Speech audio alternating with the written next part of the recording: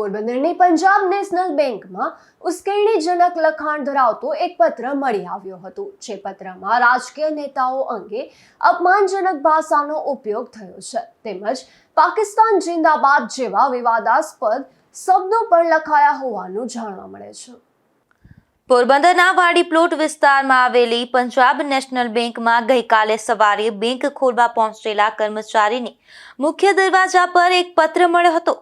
આ પત્રમાં વાંધાજનક અને ઉશ્કેરણીજનક લખાણ હોવાનું જણાતા બેંક મેનેજમેન્ટને તાત્કાલિક કમલાબાગ પોલીસને જાણ કરી હતી। ત્યારે માહિતી મળતા જ પોલીસ કાફલો સ્થળ પર પહોંચ્યો હતો અને બેંક મેનેજરની પૂછપરછ કરી પત્ર કઈ પરિસ્થિતિમાં મળ્યું તેની વિગતો મેળવી હતી, જેમાં પોલીસે બેંક અને આસપાસના સીસીટીવી ફૂટેજ કબજે કરી પત્ર મૂકનાર અજાણ્યા વ્યક્તિની ઓળખ મેળવવાની કાર્યવાહી હાથ ધરી છે।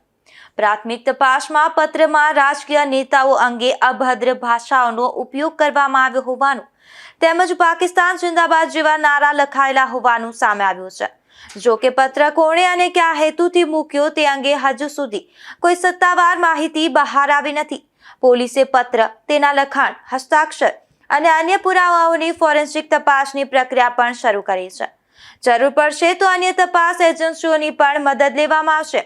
હાલ પોલીસ સીસીટીવી ફૂટેજના આધારે તપાસ આગળ વધારી રહી છે।